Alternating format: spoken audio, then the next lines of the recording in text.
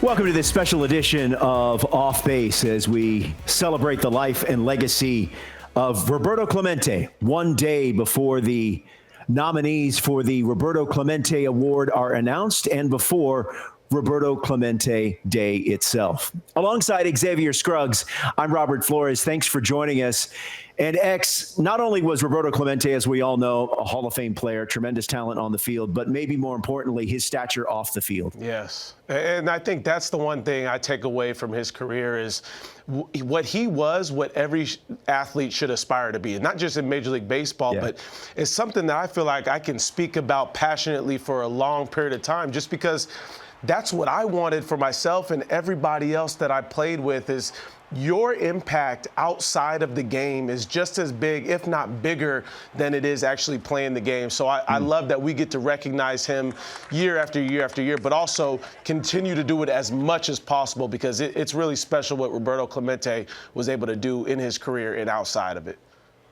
Now, on MLB Central on Monday, we will exclusively announce the nominees for this year's Roberto Clemente Award. That will come your way approximately 11:30 Eastern Time on Monday. Speaking of the Roberto Clemente Award, let's bring in the Hall of Famer and a former winner of the Roberto Clemente Award.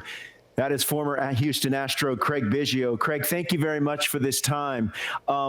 Reflecting on Roberto Clemente and what the award means to the players and to the men that have won it in the past. What did it mean to you? Well, I guess for me, it was the icing on the cake, and it was never anything that you strive to achieve or get or anything like that. And first of all, I want to go back to what X had to say. I just want to say how proud I am to be part of the MLB, be part of a fraternity of guys that in the NBA, hockey, the NFL, MLB, guys that continue to give back year in and year out, not because they have to, because they want to. And it's really such a really cool thing when you see guys and what they do year in and year out. And obviously for baseball, the Roberto Clemente Award to me was one of the greatest things I was able to receive during the course of my career. It's just from the standpoint is you never try to achieve it. You just do things because you have the opportunity to, and you can. And the impact that you have on little kids and the impact that they have on you. So to receive the Roberto Clemente Award in 2007 was truly one of the highlights of my career. Well, Craig, you won the award due to the amazing work you did and continue to do with the Sunshine Kids Foundation, which is an organization that provides positive activities and opportunities for children dealing with cancer. As a father of 3 young children myself, it really hits home for me. Can you speak to what this organization has meant to you over the years? Yeah, I mean, without a doubt, as much as I've affected their life, they've affected my life in a more positive way. And just from the standpoint of we're just talking about children, and the things that we do and the events that we do, from a baseball game, the Sunshine Kids Party there, or we do a hill country motorcycle ride with the Harley Davidson motorcycles, or they go to Disney World, or they go to Hawaii. And, it's about these children getting together with their peers and other kids that unfortunately have some of the same diagnosis, and they get to go have fun. And you look at the smiles on the faces on these kids as they play we play a baseball game in Minute Maid or Dyken Park, and we just go have fun, and then we go eat, and then we just go visit and have pictures, and they just forget about the struggles and the things that they have going on in their particular lives, and they get to share it and do it with other friends and children that they're all part of the same group. So we've been, my wife and I, my family, we've been involved with them for close to 40 years. And I can't tell you the generosity of the people in the country, the people here in Texas, and the millions and millions of dollars that we've raised to help them has been something that we truly are grateful for. Craig, we're looking at the photo of you holding the Roberto Clemente Award. It was given to you before Game 3 of the 2007 World Series. Take us back to that night. Roberto Clemente's widow, Vera, was there. The Commissioner, Bud Selig, at the time, was also there. What can you recall about that night? Well, it was just during the World Series, and it was just kind of one of those things. This is the like I said, the icing on the cake. And Roberto Clemente, as everybody that knows, they know what his legacy is, his story is, and to meet his family and meet everybody involved with the Roberto Clemente family, it was something that you never forget. And it's something that award. I don't have a lot of stuff out in my house, but that award is like is right out in the middle of everything. That's really cool, man. I also think about reminding young listeners and viewers who watch this. You played your entire 20-year career in Houston, and you're a true franchise and community icon, even to this day. Can you just speak to the support that you received from your organization as well as the owner at the time of Drayton McLane and supporting your charitable endeavors? Well, I mean, so let's just talk about the baseball game in general. It started with we were doing it in the Woodlands, Ro Flo, on an off day in the middle of the summer. So you know how hot it was. It was there. So then it was like, you know what? We have an off day. Let's just bring it into the Minute Maid. It's into the Astrodome. And so I asked Drayton McLane, and Drayton McLane was like, yeah, bring him. So we started to do that, and then we went over to the Dyken Park, and then Jim Crane has been, I mean, again, he's one of the greatest owners that are out there, and he continues to support us, and he supports us in many other ways other than just giving us a building to do that. And financially, he supports us with the Astros in Actions Fund that they have also, and it's just when you're involved with things like this, that it's just that it takes a village of people to keep it going and to keep it and to raise money. And I can't tell you how grateful that I am of all the people, the Astro organization, and the people in the community of Houston have been so genuine. You're not raising millions and millions of dollars on your own. You have to have help along the way, and we are very grateful for it. X, I covered Craig and those Astro teams fresh out of college. I was still working for the local CBS affiliate there. And Craig used to, during batting practice pregame, he would wear that little sunshine logo on his baseball cap for batting practice and all pregame. And it's amazing how much just wearing that little logo, it sparks interest in the organization. Yeah. It's funny, just that little gesture made people go, well, why is he wearing that, right? Well, you want to really know why I put it on my hat, and it got on a baseball card during spring training. So the Astrodome, it was dark, so the photographers didn't like to take pictures in the Astrodome because you don't get a good picture. So I put it on my hat and wore it in spring training and wore it for these games. I would never obviously wear it during a real game or anything like that.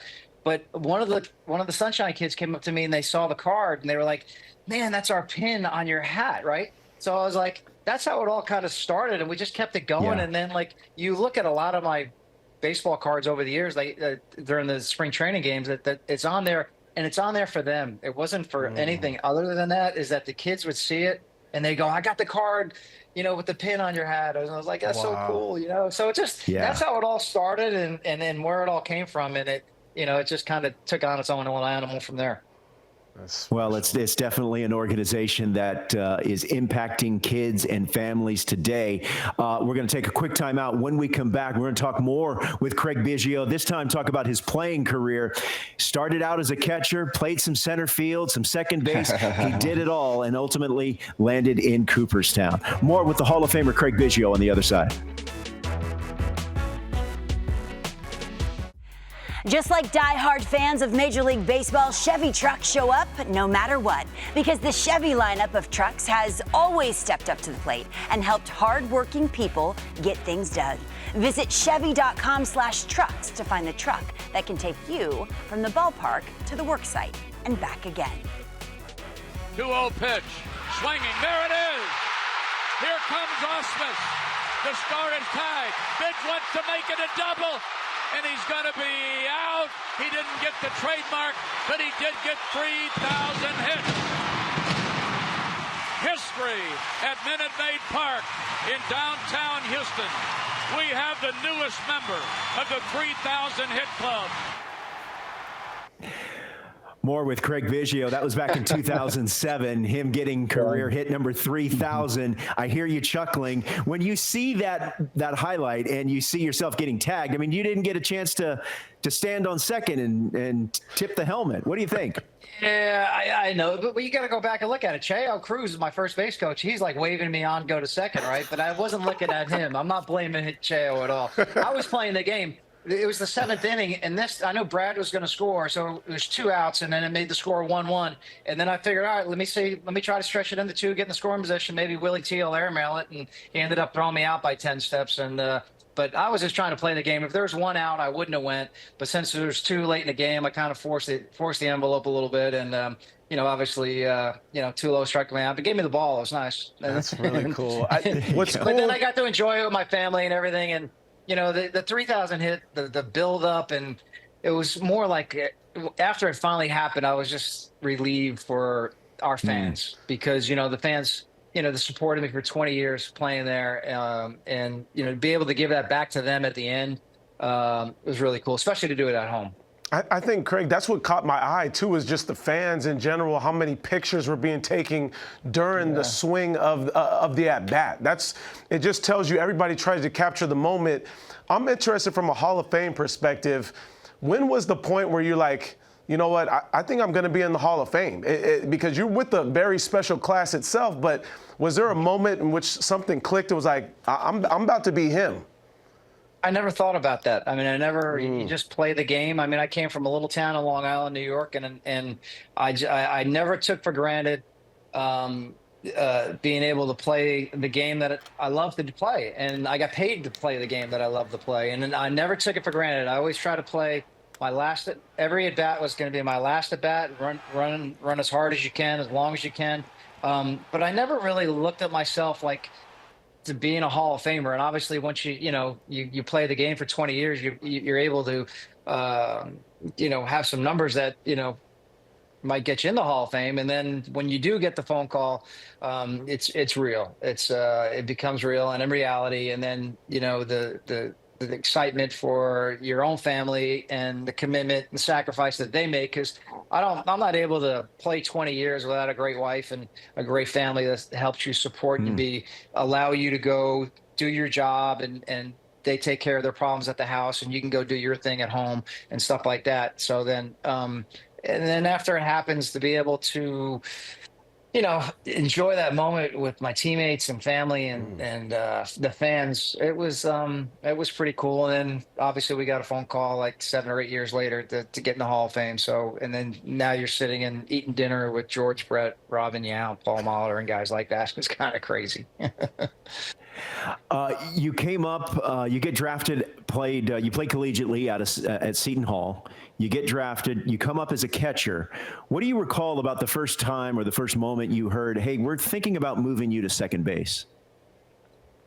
Oh, this is going to be scary because, I never really played it before. And then all of a sudden you're asking me to go play a position that it's never been done in the history of the game. And now you're going to, you're building a team. You're looking at a catcher, shortstop, second base, center field, pitcher. And now all of a sudden they want you to be one of those guys playing up the middle. And you're like, whoa, this is going to be interesting here. So, but I had a great coach in Matt Galante, and guys, I can't tell you the amount of hours that we spent we just wanted to be as good as we could be, whatever that was going to be. We didn't want to be, Robbie Alomar, or we just wanted to go be whoever Craig Biggio could be.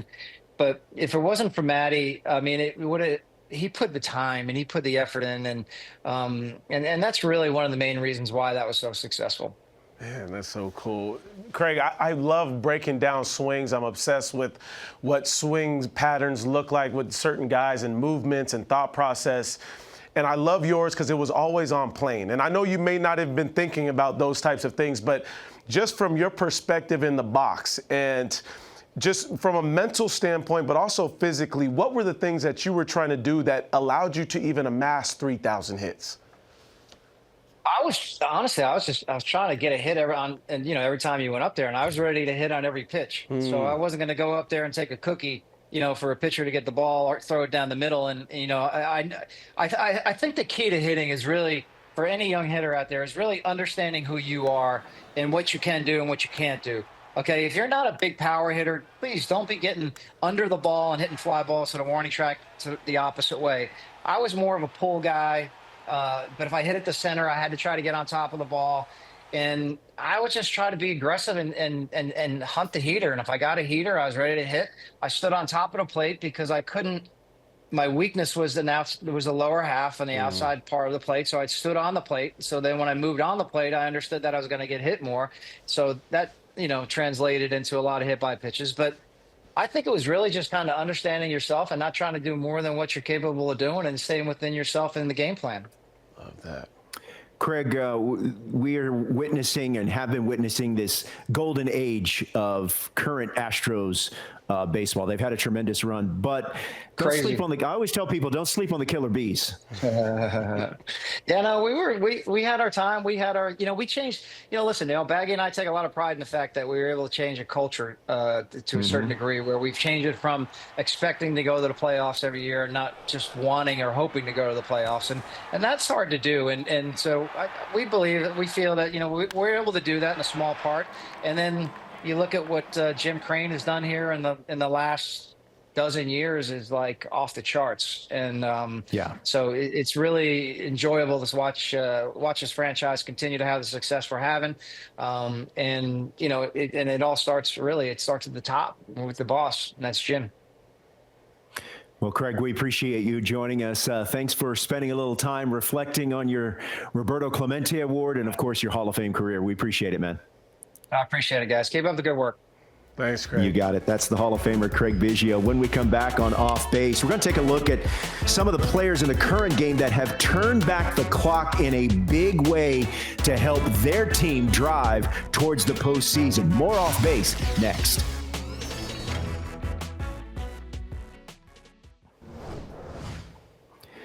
Up right now on MLB.com, there's an article written by Jared Greenspan. It's called 6 Veterans Who Have Turned Back the Clock in the Playoff Race. And you see the players that he's talking about in their images.